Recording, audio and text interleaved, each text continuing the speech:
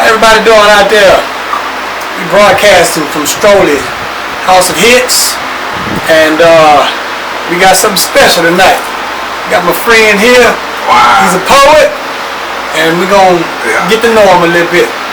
Tell everybody your name, man. Larry Quinney, poet extraordinaire, Alexander, Louisiana.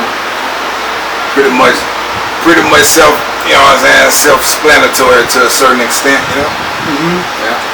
By the way, poetry, man, poetry. Boy, look. That right there, that's an original one right there that a lot of people that's don't the genesis. Yeah. That's the genesis, and see, people don't understand how the essence of poetry has its trace on it, everything, as music-wise and all that.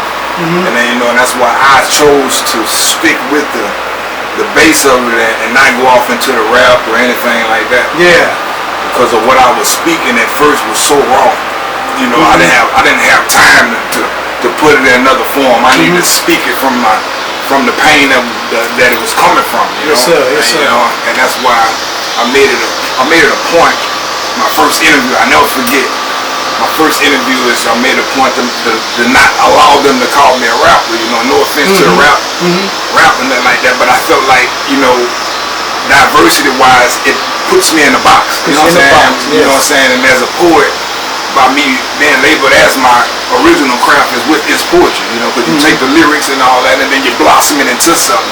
You know, and by me sticking to that, it allowed me to branch off into different angles, man. I done had back up down. Way in California, where back up dancers behind poems, kids and stuff. I was gonna ask you something about that.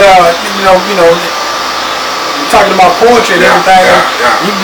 If you can do that, you should have been pretty good at writing love letters and stuff. Oh yeah. Well, see, no, hold up, don't get me wrong. Come on. I was Google at the beginning. Don't get me wrong. Yeah. But see, poetry ain't come to me like that. I wasn't no poet fan. I'm be honest, still today is not a huge fan of poetry. Period. You know what I'm saying? It was an outlet for me. At a certain point in my life. You know what I'm saying? So that threw me into the poetry world. Oh, okay. So I didn't have Alexander with no poetry events going on and nothing like that coming up to watch, to monitor yourself around and like that. You had HBO, Def Comedy Poets or whatever. That was, from the South, that's your first introduction to it. I didn't care about none of that, Yeah. So that's why. Yeah. So basically what you saying is you didn't choose poetry. Poetry chose you. Basically. Yeah, I can understand that. Larry, you say you're from here, right? You're from Alexandria, right? Yeah, Alexandria, Okay, yeah. Well, man, look, being from, Alexandria, and, it's a small market. Right. You know what I'm saying? Right. Seems like it would be hard to generate the backing. But see, it's different, Big C. Put like this here. Poet extraordinaire Larry Quinney. That's what, and everybody know I've been saying this for a long time. What separates me from the different poets, I didn't start off in the poetry community. So my shows I made personally, like weddings, funerals. People hired me to speak at their anniversary or something like that. I made personal shows. You know what I'm saying? So I didn't need no poetry shows to keep me performing. You know what I'm saying? Yeah. And then this is just the way I came in, man. When I came in I never forget 2005 or something, I want to say around right there, and man, Speedy T, I never forget. Speedy T. It was 106.9 back then. You know what I'm saying? And me and Speedy went to college together, and he saw me outside the club. He said, "I want you to come up here on that Saturday." You know what I'm saying? So I always give Speedy T the reason why I ever got to where I was, because then we was on the radio every Saturday back then. Oh yeah. And that was a big thing for me. But at the time, my craft hadn't honed into what it is now. And then me as a man, I wasn't matured into the position of what God was really calling the gift to be. You know what I'm saying? I was just hollering, speaking poetry. And the thing was, back then, people, they thought I was a preacher. I was dumb. Not knowing that the poems, I was crying out to God, Lord, take help me. I'm about to kill myself. Lord, take me. But the poems was also ministering to them, so they looked at me as a minister. Okay, So there was a lot of spotlight on me from jump, You know what I'm saying? But, but that was all into me fighting my calling and all that, going through that, and going through the alcoholic stage. So my poetry comes with identity. You know what I'm saying? It ain't just no poem we're not saying I can't create those types for them. Yeah. You know what I'm saying? We're gonna talk about that a little later. The beauty of the angles and the branches that the poetry can come from. You know what I'm saying? You can go literature. You know, you can go for CDs or stuff like that. I can do voiceovers and stuff. There's so many angles that's attached to the Poet Extraordinaire brand. You know, I was listening to you know, saying that basically, you know, poetry is everything. And, you know, I agree with you on that. You know, because you know, if you you know, was able to look back further enough, you would be able to remember that there were no rappers. Right. There were no rappers, and then if you went even further than that, there were no known singers. You know what I'm saying? There was only two things in the beginning. That's dancing. That's right. The dancing and poetry. That's right. So I'm proud of you. Look here, check this out. You know, it's from Alexandria. You know what I'm saying? Me myself, I'm from here too. You know, a lot of times, you know, we get what's called. Where you from? I'm from right here. I'm right home right now, Tenton Apple. All right, bet that. So you probably know my mom's then. Down again. Yeah, there was up. Yeah, but run that. Yeah, but like I was saying, you know, down here we tend to get what's called a slow start. You know what I'm saying? Yeah. And then we have to hit the brakes. And readjust. If we able to readjust, you know what I'm saying, we able to catch our stride. With that being said, can you tell people some of the things you done been through? You know, some of the hardships. Yeah, see, and that's what I feel like. That's what molded the essence of what I do. You know what I'm saying? Because I've been transparent with everything I went through. You know, I've been since high school. I always was football and track, and I always in the newspaper and stuff like that. And then when I messed that up, it was all in the front street, and then I ended up going to the military. Ended up messing that up. You know, and all that's when I started writing poetry. You know, people see my first poem came from me scared.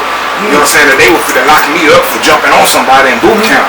So I went in there and wrote, "My Lord, please take me. I know you will not forsake me. As people in this world start to hate me, you I love more greatly."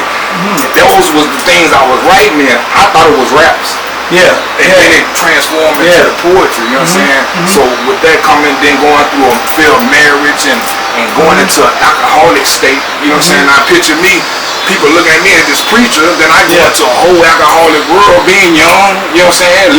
Living, going through marriage and stuff like that. But the poetry kept me, you know what I'm saying? It kept me closer to God. That was always my key, you know what I'm saying? Being able to influence people through the poetic tongue, you know what I'm saying? That was my key to God, man. And as I matured into the craft, you know what I'm saying, I understood my calling. I understood my position. Then as a man, I started working on my condition. You know what I'm saying? Now once I start working, that's whenever you're walking into your calling. Now God got it where it's time for me to speak a path of prosperity upon the youngsters and stuff. Because what you go through, your trials and tribulation, that is testimony to a young ear that might persuade them a whole nother way and stuff like that. You know, so it just that is where it has brung it right now. By me saying that, it's like a giving God back a restitution for all the years that I supposed to have been doing what I fight my calling and all that. Instead of me going for my desires or what I want to be this big, this here, no. Let me put that seed back into my community. Let me give God rightfully what He was His, because you got a lot of good opportunities, but not often do you hold on to the godly opportunities.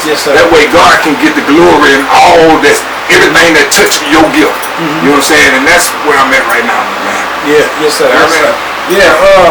Man, look, you know, we tell people all the time, you know what I'm saying, when they come on the show, you know, we're not like, you know, the big shows, you know, the radio stations and everything else, you know what I'm saying? They all about basically, you know, promotion and getting back from it. Here, when you come on this show right here, what we call it is giving back. You know what I'm saying? Once you got somewhere, you know what I'm saying? Just, you know, give back. You know what I'm saying? It's about. With that being said, man, what kind of ideas you got for basically giving back to the city? Oh, yeah. Good setup. Community Angels, man. And see, I got a non-profit that I'm starting. It's called Community Angels, you know what I mean? And what it is it was an idea that I thought was an idea, but a seed being planted when I was homeless at one time, and I was able to sneak not really sneak, but take my handed them Easter food that they had left over. I went took it out there and ate with the homeless, you know. But I was really just trying to get some of their drink they had at the time. But I was like, man, like I can get this is something that was really on my heart because I saw how transparent the love was coming through this homeless feeding, you know. And I tried to put one together then.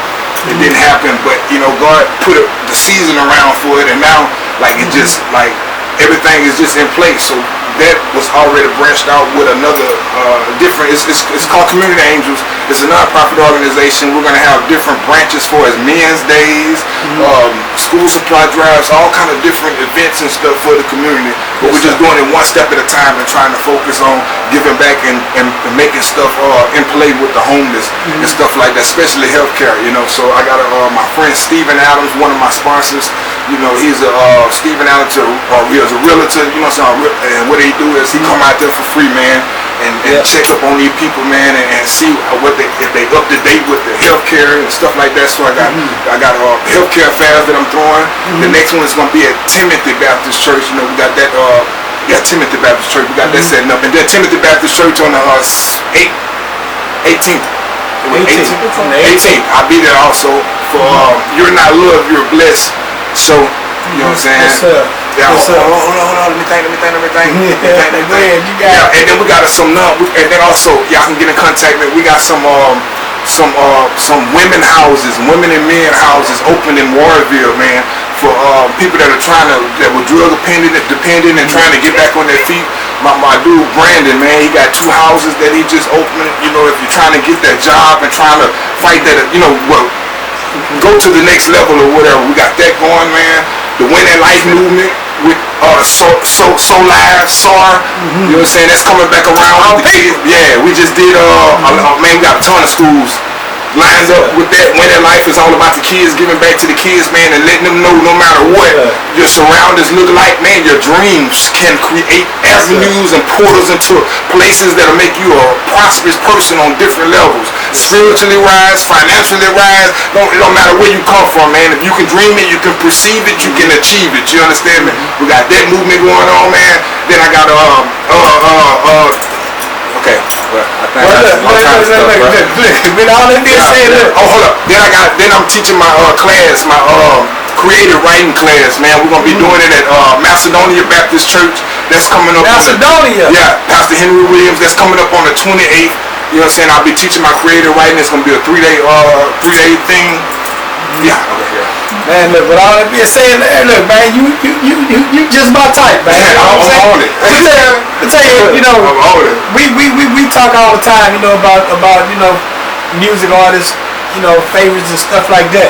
Yeah. Me myself, I tend to like the ones with what I call a little bit of dirt on them. You know what I mean? Right. I don't. Rusty nails. Yeah, the squeaky clean ones, they don't do it for me. You know what I mean? I like them. You know, after they done been through something, and then they making a comeback. You know what I'm saying? Right. Yeah. They got more realness. Yeah, more realness. They got a little more meaning to it. Yes, sir. That position is a little identified more. You know what I mean? So with that being said, right there, look.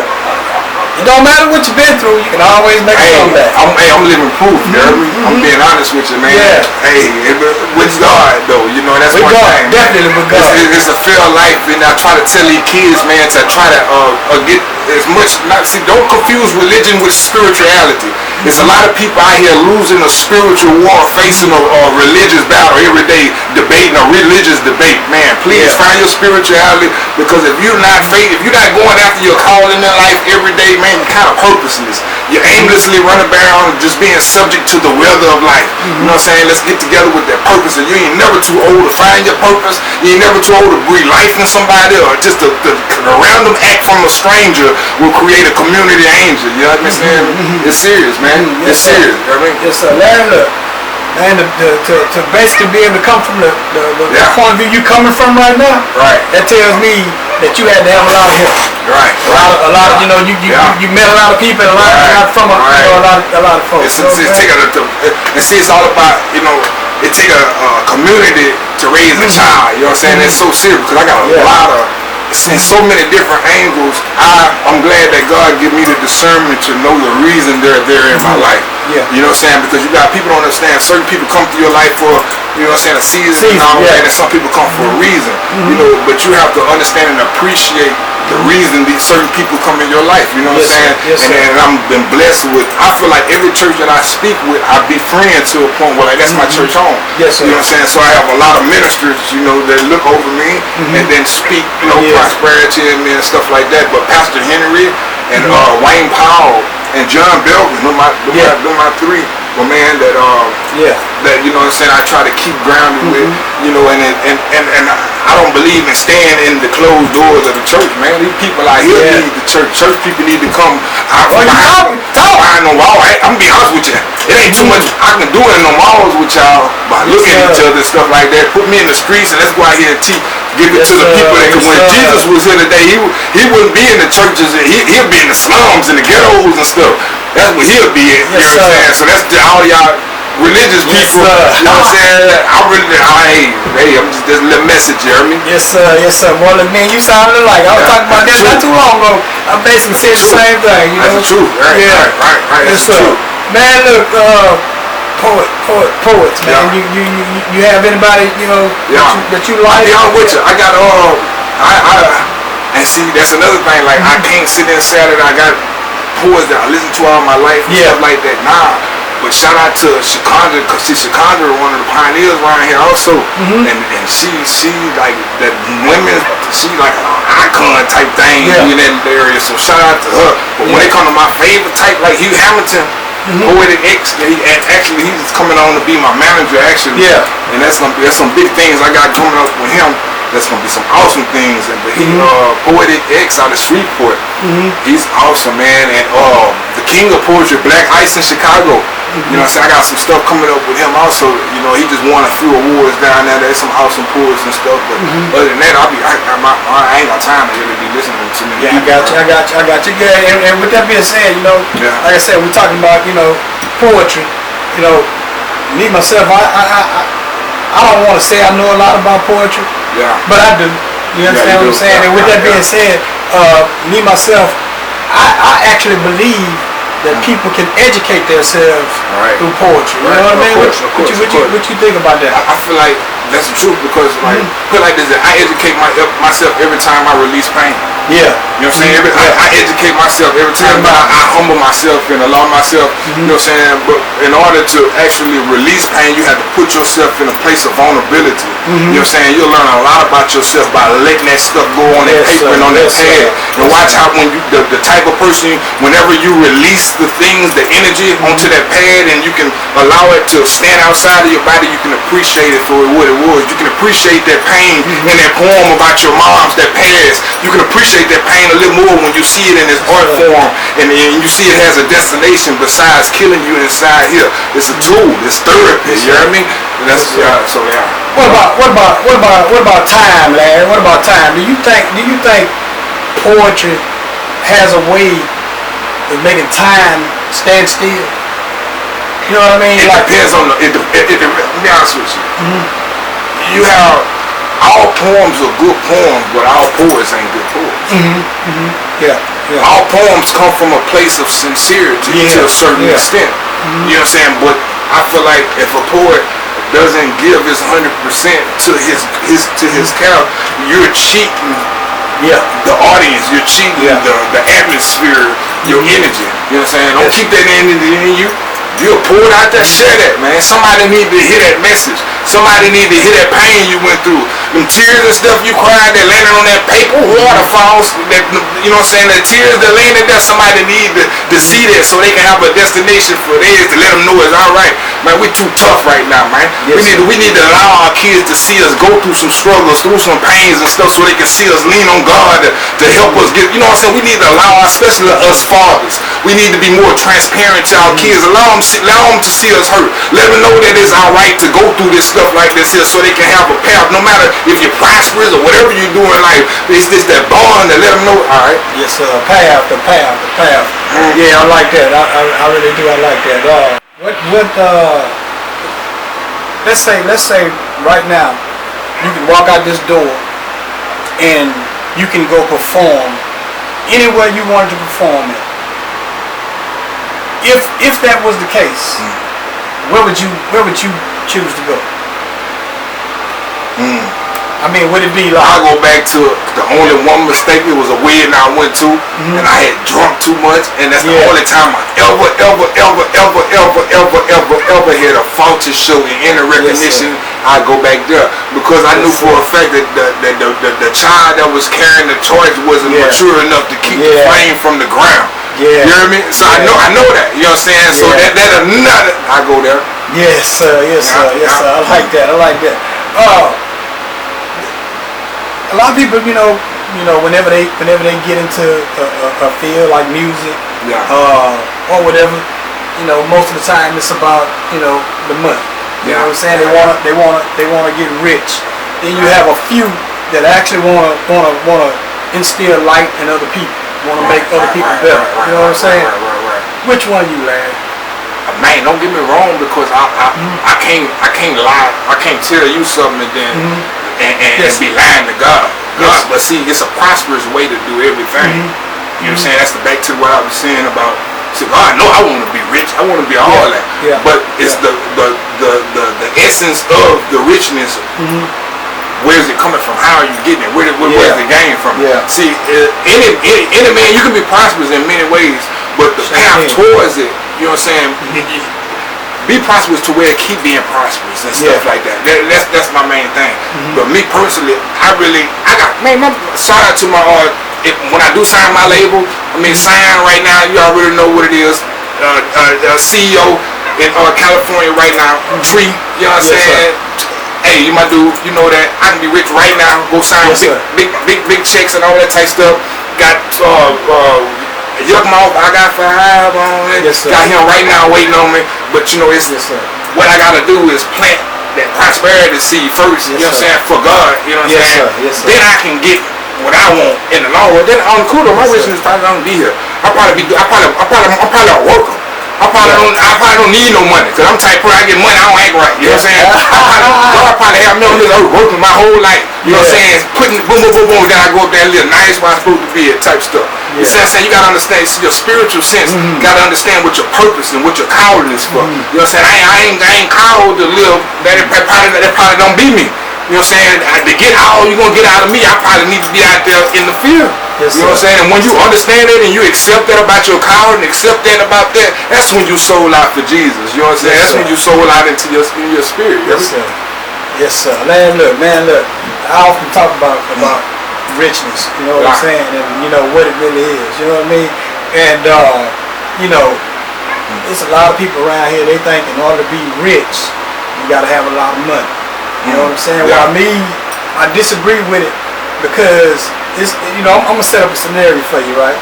All right, you got a man, that's working, made more money than anybody. You know what I'm saying? Right. Bought a house and everything else, right? Right. Then you got this other man that cuts his grass. Understand what I'm talking about? Right. And this man, as soon as he got through paying for everything that he paid for, you understand what I'm saying? He got called. He got called back. Right. You know what I'm saying? While the other man, who he treated like he was lower than him that was cutting his grass, lived long enough, believe it or not, to start a relationship with this man's wife and basically live in the house that this man paid for. Oh man. You know what I'm saying? So basically what you got when you said that scenario, basically you got one with a lot of money that had all the money, and then you got another one that had what God give you for free. Health. Good health. You know what I'm saying? I mean, we stop you right there. Whoa, wait. We go deep. We go deep, man. Hey, check this out. I'm putting it like this here. When you think about it, when you come to richness and poorness, you got a man that makes a lot of money, and it's a certain situation going on right now in my life that made me reconsider this question that you asked me. Yeah. I'm talking about this person looks good, great, beautiful, individual in life, you know what I'm saying, when they're on point. Yeah. But if you take anything away from them, they can't be seen. They can't show their face. They're not happy with themselves. Yes. Okay, now, but that person has a a lot of money at certain times and stuff like that. But then you got the man that don't really care about none of that. He'll have $4 or $2 or $3 in his pocket, but his spirit, every time you see him, just happy, go lucky. He happy, go lucky. And I think about it, like, what is rich to you? What is prosperous to you? What is a see? And when I think about it like that, I'm like, well, what do you really value? That tells you a lot, because God is love and love is God. And one thing me thinking about how much God loved me all day, it ain't too much I can frown about. You know what I'm saying? No matter what my circumstances look like. Yes, so if you thinking about it the other way, okay, well, money must be your God. Would you gonna put that before God? Yes. Thou should not have no other before me, because in order for you to feel the best, in order for you to love, to help the next person, in order for you to do that, you gotta be at a certain place. Be blessed by being a blessing. See, I can need a glass of water and still give somebody else some water. You got some people that can't do that unless they got enough water. I don't look at it like that. We can drink together. That's right. And then it could be both our last ones instead of we try. Okay, see, it's a difference when people's perception is different when it comes to prosperity and what's rich and what's all that type of stuff. Yeah. And then who you hang with depends on stuff like that. See, when you gain to a certain level of maturity and stuff like that, you can't dwell around that type, atmosphere and stuff like that, because you gotta understand. Yeah. You are what you know what I'm saying? Yeah, man, I agree with you. 100%. I agree with you. I tell the people, where you performed at, in everywhere. Times, everywhere. And see, that's another thing we finna stop right now. I'm just playing. No, I mean it. When I say that, I mean like everywhere. I don't necessarily mean like buildings. I mean like neighborhoods. I mean, I'm sure everywhere. From I get Sacramento, from Jamaica, Queens, New York, yes, sir. Connecticut, Pensacola, Florida, Texas, Minnesota, Oklahoma, Nebraska, Vegas, you know what I'm saying? Yes, and there's so different avenues and atmospheres and stuff like that over my poetry career. You know what I'm saying? That's why I'm so I believe in what I say to somebody about you can just go anywhere. Yes, sir. I stayed in New York with $20 in my pocket. When I got kicked out of the military, I had a girlfriend that stayed at St. John's University. You know what I'm saying? I went right back up there. I came here and I was like, nope, and shot back with $20 and I stayed for a good little minute longer. You know what I'm saying? Yes, sir. That's why I can tell the people, like, you can do anything you want to, man. That $30 you saving on that weed and all that type of stuff, man. You keep saving $30, you can go take you a trip to California like it ain't nothing and enjoy yourself and see stuff like that. Your priorities in the South kind of, you gotta, what it is down here, man. Down south, man, they got you thinking that this all you got, because we can't go walk outside and see an A&R. We can't see Bad Boy and all that right down the street. So we feel like it ain't impossible. I mean, I feel like it's impossible, quote unquote. Yeah, Larry. I look bad. I'm sweating. No, you good, man. You good. I'm messing. You good. You sound like a man that keep his stage real close to him, right up on his feet. Right. Basically. I walk from show. Yes, sir. Yeah, it's on site. I love that. On site, man. I love that. On site. Larry, we've been going at it for a minute. I'm gonna ask you. Poet extraordinaire Larry Quinney. Yeah. Tears rain. Yeah. But I want to ask you, would you please? I watch my city. Likeness. I watch my city hit a 360. Intriguing. Closed caskets and body bags. Tears flowing from the skin of my peers into the face of moms and dads. Now that meth and heroin hit the street. I'm watching grown men starting to tweet. They scratching, surviving at any cost. These are God's blessings, disrespecting their essence, trying to leave an impression of a boss. Consistent, misguided days. They created a bunch of young penitentiary slaves who once possessed potential to walk through the storms and separate the rain. About face against the grain into a race filled with stains. Let's get back to when men took pride in their word. The way they live showed their seed how to greet and treat the girls. Not hesitating, but elevating and uplifting the queen while working as a team, sliding with the scheme of a well-greased machine. Yet now all I see is fiends who mentally scared to fight with their hands, physically chasing after bands, involuntarily hiding behind a gun. But as the wind hit the fan, it exposes the structure of a man, dropping flies one by one. Young pro, poet extraordinaire Larry Quinney. Yes, sir. Hey, check this out. Y'all see what we do? What y'all do? Wow. Boy, if y'all ain't tuning in to this right here, Y'all missing it. Right now. Y'all missing it. Young pro, 40 extraordinary Larry Quinney. Hey, Strolley, man, appreciate you for calling me out, man. Hey, as you know, you call me, I'm coming, you know what I mean? Yes, sir. Yes, sir. Yes, sir. Strolley. Yeah. House of Hits. Hey, I got a question. What would you tell a upcoming poet that's struggling in his craft to stick with his dream and stay focused?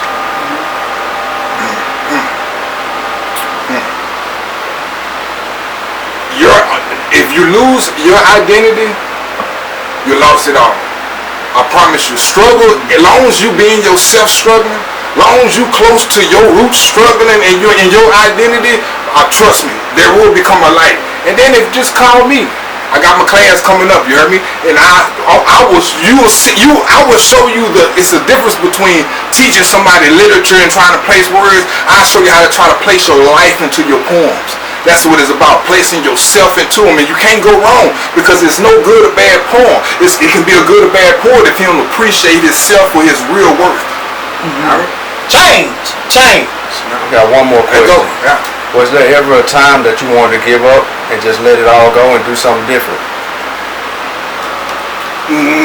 I can't say I have because I fought through all the parents and the family members that looked at me like, what you doing? But I knew, no, I can't say I have. I can never, ever, never, because I knew the power that it gave me. I knew the whenever you nobody and your poetry gives you an identity. She gave me an identity in Christ. You know what I'm saying? When I realized that power right there, I was like, hold up, well, me by myself, I'm nobody. You know what I'm saying? But with the Holy Spirit and His gift, when I noticed that, that's why people are like, he cocky, he all this. No, man, when I noticed that's God doing that, I can promote him. But if that was Larry by himself, I promise you I wouldn't have that much faith in it. You know what I mean? You gotta understand that when God is behind you and with you, when you honor that, yeah. So I have a question. At what age did you find God? I mean, I've been knew God, but see, I went to church. What we do in the black community, we go to church with grandma and all them under their prayers. Yeah, we do. Forever, you know. And it took me until I was 18. I was I was 20, going on 21. September the 26th. I was in Chicago, Illinois, Great Lakes, Illinois, and that's whenever I met God for my understanding. When I needed to cry on Him and I needed the answer from Him for me. Whenever that moment happened, like I needed this, I don't care what they talking about or what we go to church for. When I needed Him for me, and that relationship started with the dependency, and then that search and that yearn, and then that's when that happened around about that time. So what would you tell a young individual that might be struggling with drugs or some type of addiction to seek? First of all, Larry Quinney, I am not an alcoholic. See that admit. No, see, what I admit is, I used to be an alcoholic, but see, when God took the taste out of my mouth, I can't go to those AA meetings and stuff and remind myself that ain't what I do. That ain't the God that I serve. See, I can go around alcohol and it's nothing because He removed the taste out of my mouth. I'm not pacified, so I encourage anybody that's in Pastor Henry Williams, we're going to start this thing. It's called a one-step program. Before you try to help yourself with any drugs and all that, you need to help yourself with your relationship with God, so you can have help during this step, because we don't know how to love ourselves. But whenever you go through the understanding and how God loves you and you see how precious He treats you, then you will learn how to pride yourself more. You respect yourself with a different value, and then you know how to forgive and treat other people and stuff because of the repetitions you see right now between you and God. And that's what I tell them, that relationship there.